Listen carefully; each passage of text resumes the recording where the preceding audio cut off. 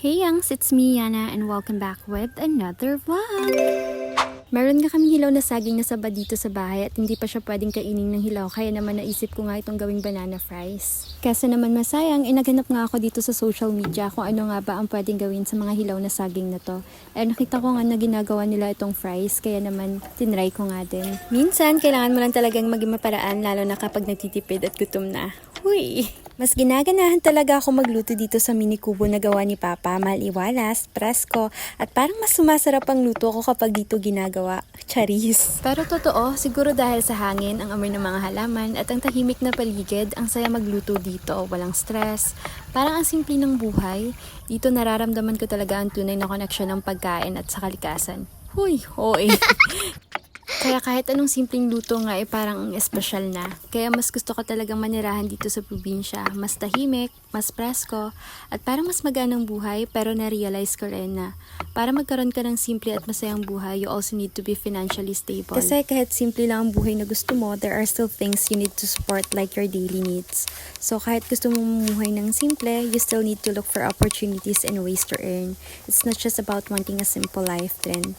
Kailangan mo rin talaga ng diskarte at planning para makamta ng lifestyle na nais mo, which also means being financially stable. Di kasi basta-basta magiging simpleng buhay lang, may mga bagay din na kailangan mong planuhin at ayusin, kaya hindi pwedeng puro gusto lang, kailangan may kaakibat na diskarte sa oras at pera. Hi, buhay! Ang expensive ng simple life na yan. Anyways, natapos ko na ng balatan ng saging. Next na gagawin ko ay kakat siya na parang fries. Pero ako, ganito yung style na cut na gusto ko. Medyo makakapal. Gusto ko kasi yung sakto lang. Hindi masyadong manipis para hindi siya matusta agad. Goal ko kasi talaga dito yung crispy sa labas pero soft sa loob. Para pag kinagat mo may crunch pero malambot pa rin. Yung tipong hindi ka bibigoin sa texture. Wow, ambot. Amo gini kahinay akong tingog kung magtagalog ko. Pero kung maghiligay nun ko pati tanggid upod ko mga miga ko. Wow. Pero may ko kasalaan akig mo naman. Pero yun po talaga yung normal voice ko. Mukha lang galit pakinggan pero hindi talaga. Minsan lang. Charis. At kung usapang attitude naman, syempre attitude tayo sa may mga attitude din. Pero mabait naman ako sa mga mababait din. Syempre, hindi tayo pa-api, girl. Kaya ko makisama sa kahit sino, basta maayos ka rin sa akin. Pero kapag ma-attitude ka, huwag kang mag-expect ng sweet version ko. Syempre, hindi tayo palaban agad, pero hindi rin tayo nagpapa-api. Alam mo yon, respetuhan lang. Kung maayos ka sa akin, mas maayos ako. Pero kung ang lakas ng energy mo, edi match tayo, girl. Di ako perfect, pero marunong akong lumugar at ipaglalaban sarili ko kung kailangan. At kung san-san na nga to umabot yung topic natin, okay, let's go back to cooking session.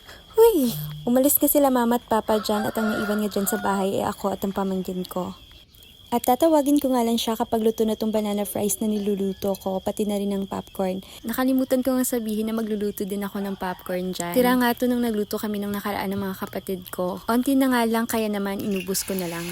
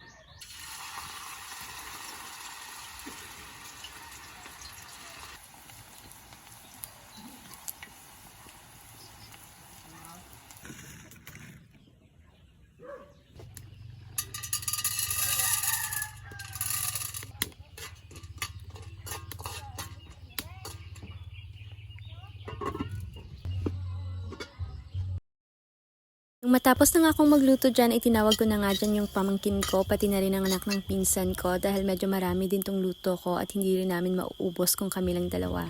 Sakto naman na dumating na sila mama at papa dyan at may dala nga rin silang merienda namin ng pamangkin ko, kaya naman perfect lang. Charing.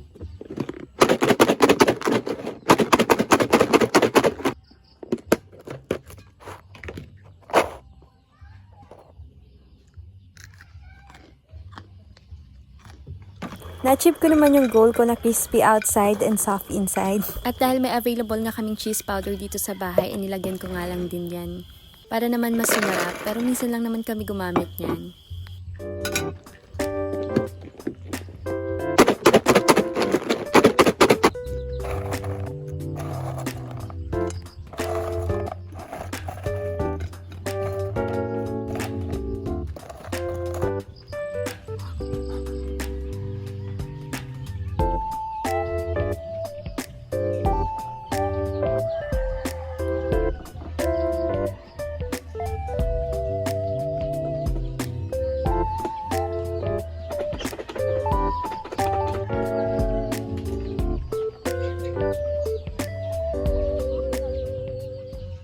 And that's it, kain tayo!